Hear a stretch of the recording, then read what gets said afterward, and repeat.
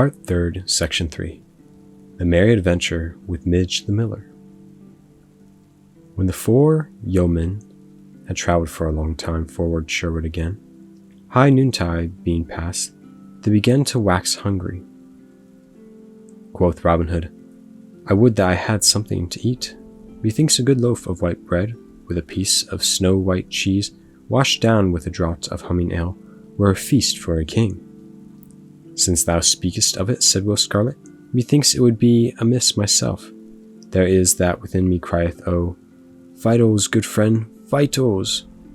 I know a house near by, said Arthur O'Bland, and had I put the money, I would bring ye that ye speak of, to wit, a sweet loaf of bread, a fair cheese, and a skin of brown ale. For the matter of that, thou knowest I have money by me, good master, quoth Little John. Why, so thou hast, Little John, said Robin. How much money will it take, good Arthur, to buy us meat and drink? I think that 6 broad pennies will buy food enow for a dozen men, said the tanner. Then give him 6 pennies, Little John, quoth Robin, for methinks food for 3 will about fit my need. Now, get thee gone, Arthur, with the money, and bring the food here, for there is a sweet shade in that thicket yonder beside the road, and there will we eat our meal. So Little John gave Arthur the money, and the other stepped to the thicket, there to await the return of the tanner. After a time he came back, bearing with him a great brown loaf of bread, and a fair round cheese, and a goatskin full of stout March beer, slung over his shoulders. Then Will Scarlet took his sword and divided the loaf and the cheese into 4 pair portions, and each man helped himself. Then Robin Hood took a deep pull at the beer. Ah, said he, drawing in his breath, never have I tasted sweeter drink than this.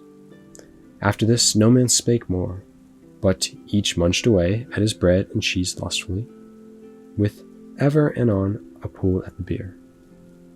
At last Will Scarlet looked at a small piece of bread he still held in his hand, and quoth he, Methinks I will give this to the sparrows. So, throwing it from him, he brushed the crumbs from his jerkin. I too, quoth Robin, have had enough, I think. As for Little John and the tanner, they had by this time eaten every crumb of their bread and cheese. Now, quoth Robin, I do feel myself another man, and would fain enjoy something pleasant before going further upon our journey. I do methink, me Will, that thou hast used to have a pretty voice, and one that tunes sweetly upon a song. Pray thee, give us one ere we journey further. Truly, I do not mind turning a tune, answered Will Scarlet, but I would not sing alone. Nay, others will follow. Sprike up, lad, quoth Robin. In that case, 'tis well, said Will Scarlet. I do call to mind a song that a certain minstrel used to sing in my father's house, upon occasion. I know no name for it, and so can give you none. But thus it is. Then, clearing his throat, he sang as follows. In the merry blossom time, when lovely longings food the breast, when the flower is on the line, when the small fowl builds her nest, sweetly sings the nightingale, and the throstle cock so bold, cock-crow in the dewy dale, and the turtle in the wood. But the robin I love dear, voice singeth through the year, Robin, Robin, merry Robin, so I'd have my true love be, not to fly at the nigh sign of cold adversary. When the spring brings sweet delights, when aloft the lark doth rise, lovers woo o mellow nights, and youths peep in maidens' eyes. The time blossoms the elegant, daisies pied upon the hill, cowslip fair and columbine, dusty violets by the rill. But the ivy green cloth grow, when the north wind bringeth snow, ivy, ivy, stanch and true, thus I'd have her love to be, not to die at the night, breath of cold adversary. 'Tis well sung, quoth Robin, but cousin, I tell thee plain, I would rather hear a stout fellow like thee sing some lusty ballad, than a fingering song of flowers and birds and what not. Yet, thou didst sing it fair, and 'tis not so bad a snatch of song, for the matter of that. No. Tanner, it is thy turn. I know not, quoth Arthur, smiling, with his head on one side, but a budding lass that asked to dance. I know not that I can match our sweet friend's song. Moreover, I do verily think that I have caught a cold, and have a certain tickling and huskiness in the windpipe. Nay, sing up, friend, quoth Little John, who sat next to him, patting him on the shoulder. Thou hast a fair, round, mellow voice. Let us have a touch of it. Nay, and ye will have a poor thing, said Arthur. I will do my best. Have ye ever heard of the wooing of Sir Keith, the stout young Cornish knight, in good King Arthur's time? Methinks I have heard somewhat of it, said Robin, but nevertheless, spike up thy ditty, and let us hear it, for as I do remember me, it is a gallant song, so out with it, good fellow. Thereupon, clearing his throat, the tanner, without more ado, began to sing. The Wooing of Sir Keith. King Arthur sat in his royal hall, and about on either hand was Mary a noble of lording tall, the greatest in the land. Sat Lancelot with raven locks, Gawain with golden hair, Sir Tristram Kay who kept the locks, and many others there.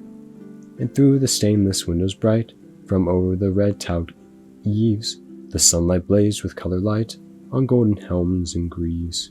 But suddenly a silence came about the table round, for up the hall there walked a dame, bent nigh and toned the ground. Her nose was hooked, her eyes were bleared, her locks were lank and white, upon her chin there grew a beard, she was a gruesome sight. And so with crawling steps she came, and kneeling at Arthur's feet, quoth Kay, she is the foulest dame, that e'er my sight did meet. O mighty king, of thee I crave a boon on bending knee. 'Twas thus she spoke, that wouldst thou have, quoth Arthur, king of me. Quoth she, I have a foul disease, doth gnaw my very heart, but one thing can bring me ease, or cure my bitter smart. There is no rest, no cease for me, north, east, or west, or south, till Christian knight will willingly thrice kiss me on the mouth. Nor wedding may this child have been, that giveth ease to me, nor may he be constrained, I ween, but kiss me willingly. So is there here one Christian knight of such a noble strain, that he will give a tortured right sweet ease of mortal pain. A wedded man, quoth Arthur, king, a wedded man may I be, else would I deem a noble thing to kiss thee willingly.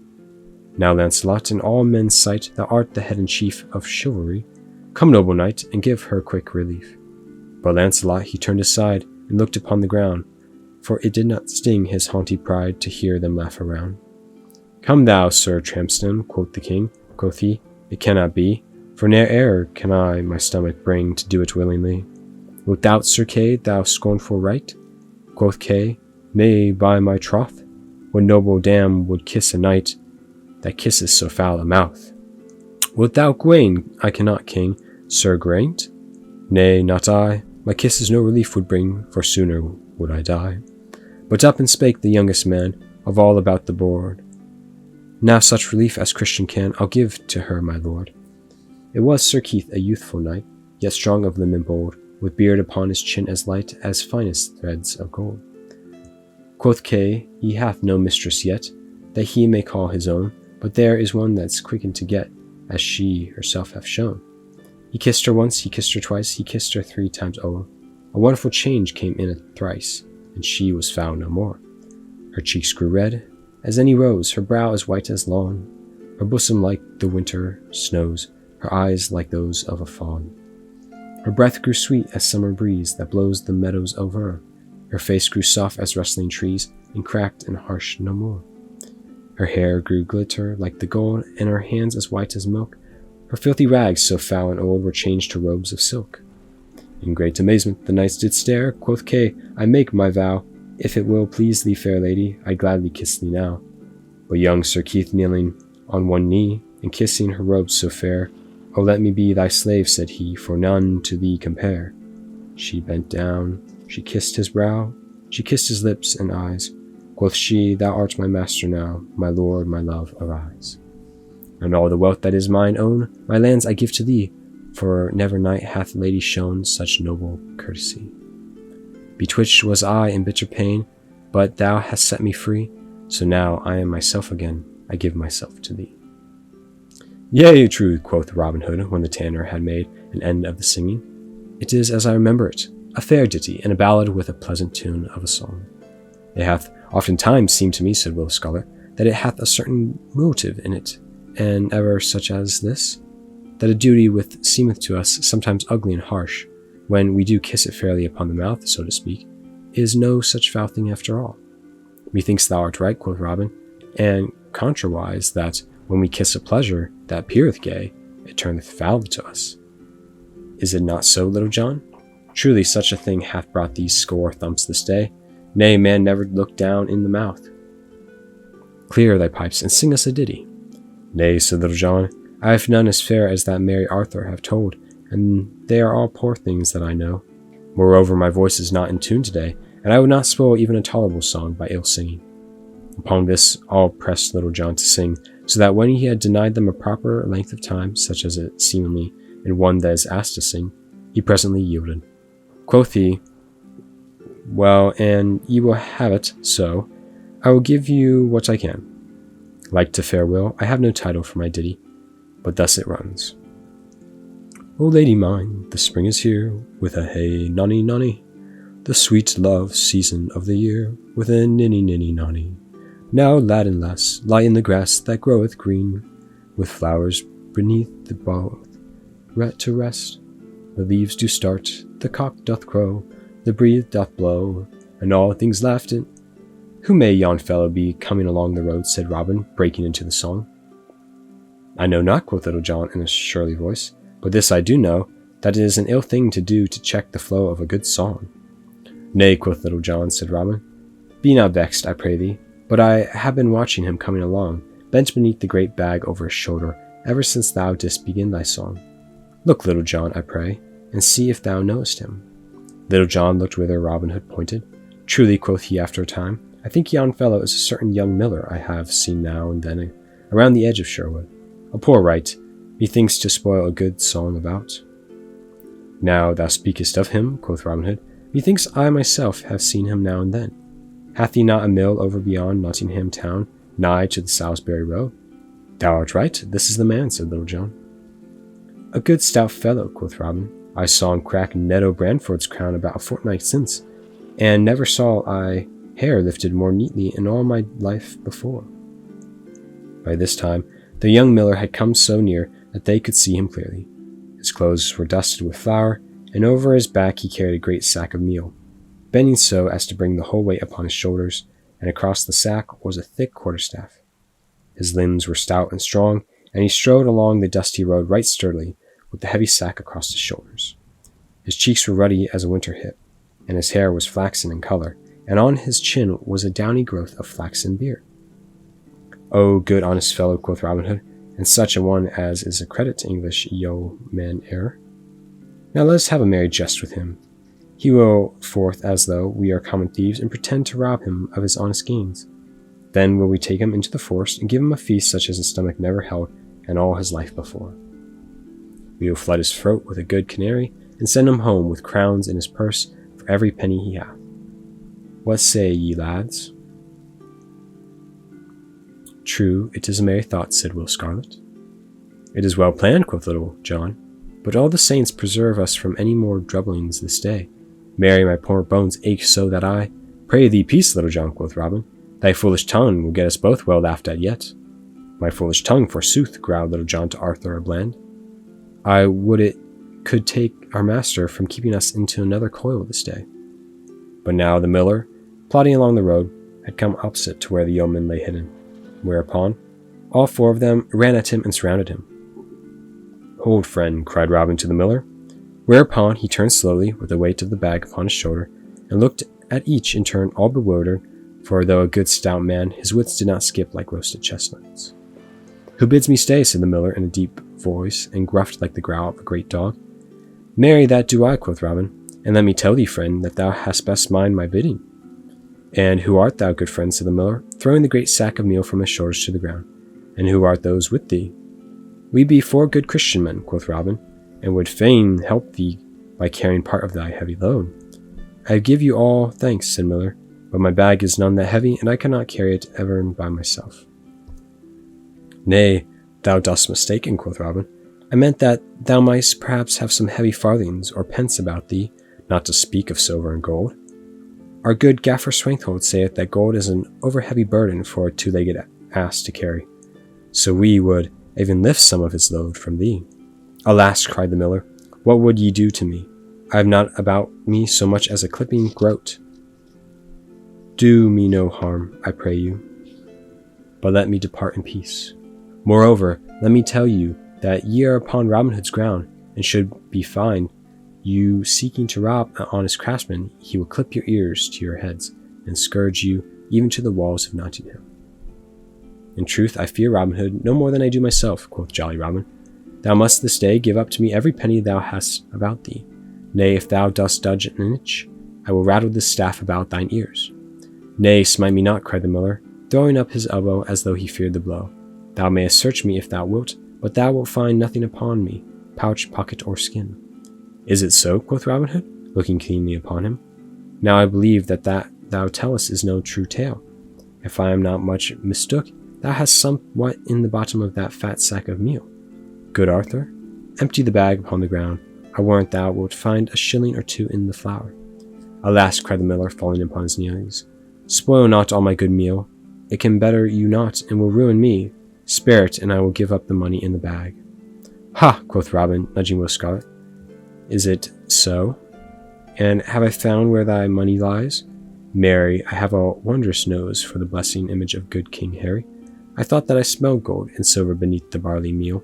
Bring it straight forth, miller. Then slowly the miller arose to his feet, and slowly and unwillingly he untied the mouth of the bag, and slowly thrust his hands into the meal, and began fumbling about with his arms buried to the elbows in the barley flour. The others gathered round him, their heads together, looking and wondering what he would bring forth. So they stood all, with their heads close together, gazing down into the sack. But when he pretended to be searching for money, the mill gathered 2 great handfuls of meal. Ha, quoth he, here they are, the beauties. Then, as the others leaned still more forward to see what he had, he suddenly cast the meal in their faces, filling their eyes and noses and mouth with the flour, blinding and half choking them. Arthur à Bland was worse off than any, for his mouth was open agape with wonder of what was to come, so that a great cloud of flour flew down his throat, setting him a coffin till he could scarcely stand. Then, while all 4 stumbled about, roaring with the smart of the meal in their eyes, and while they rubbed their eyes till the tears made great channels on their faces through the meal, the miller seized another handful of flour, and another, throwing it in their faces so that, even had they had a glimmer of light before, they were now as blind as ever a beggar in Nottinghamshire, while their hands and beards and clothes were as white as snow. Then, catching up his great crab staff, the miller began laying about him as though he was cleaning gone mad. This way and that, skipping the 4, like peas on a drum head.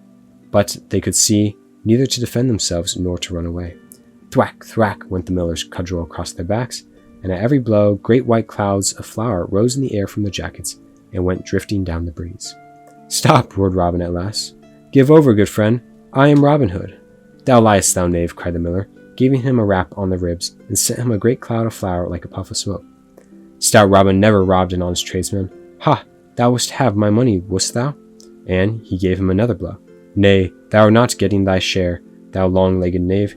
Share and share alike. And he smote Little John across the shoulders, so that he sent him skipping half across the road.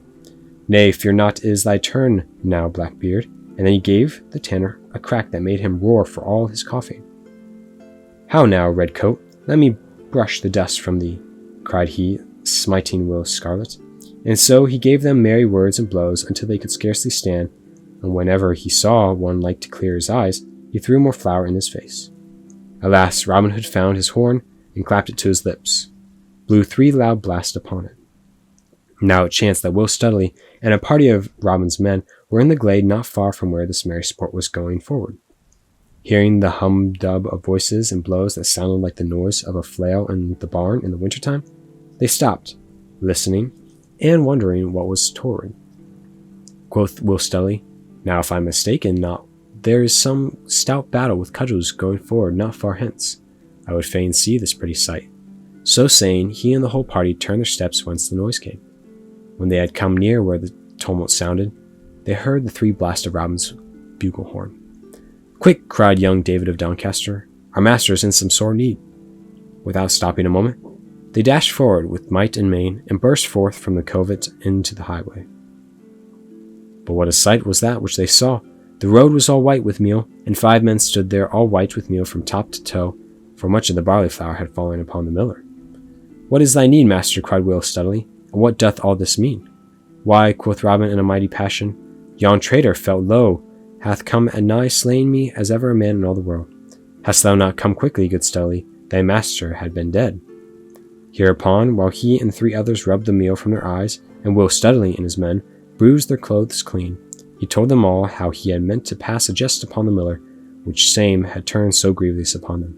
"Quick, men, seize the vile miller," cried Studley, who was nigh choking with laughter, as were the rest, whereupon several ran upon the stout fellow and seized him around his arms behind his back with bowstrings. "Ha!" cried Robin Hood, when they brought the trembling miller to him. "Thou wouldst murder me, wouldst thou? By my faith." Here he stopped and stood glaring upon the miller grimly. But Robin's anger could not hold. So true his eyes twinkled, and then in spite of all he broke into a laugh. Now, when they saw their master laughing, the yeomen who stood around could contain themselves no longer, and a mighty shout of laughter went up from all. Many could not stand, but rolled upon the ground from pure merriment. "What is thy name, good fellow?" said Robin at last to the miller, who stood gaping as though we were in a maze. "Alas, sir, I am Midge, the miller's son, and he is a frightened voice." "I make my vow," quoth merry Robin, smiting him upon the shoulder, "thou art the mightiest Midge that ever mine eyes beheld. Now, wilt thou leave thy dusty mill, and come and join my band? By my faith, thou art too stout a man to spend thy days betwixt the hopper and the till. Then truly, if thou dost forgive me for the blows I struck, not knowing who thou wast, I will join with thee right merrily," said the miller.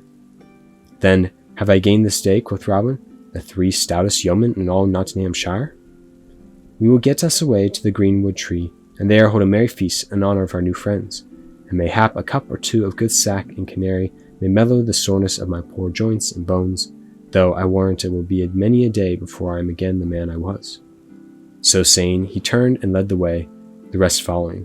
So they entered the forest once more and were lost to sight. So that night, all was ablaze with the crackling fires in the woodlands. For though Robin and those others spoken of only accepted Midge, the miller's son, and many a sore bump and bruise here and there on their bodies, they were still not so sore in the joints that they could not enjoy a jolly feast given all that and welcome to the new members of the band. Thus, with songs and jesting and laughter that echoed through the deeper and more silent looks of the forest, the night passed quickly along, as such merry times were wont to do, until at last each man sought his couch, and silent fell on all things, and all things seemed to sleep. Thus came about 3 merry adventures in one day, the one stepping upon the heels of the other. But Little John's tongue was ever one that was not easy of guidance, so that inch by inch the whole story of his flight with the tanner and Robin's flight with Will Scarlet leaked out. And so I have told you that you may laugh at the merry tale along with me. Now, happenings so come upon us in the world that the serious things of this world become so mixed up with the merry things that our life is all in a jumble of black and white, as it were, like the boards of a checkered black and white upon which country folk play draughts at the inn beside the blazing fire of a winter's night. So things fell out with Robin Hood, for this day of merry sport, though which we have just trudged and buffeted with him, and certain other mad wags, were speedily followed by one in which, though merriment was a-doing, more weightily matters were undertaken. So listen to what follows.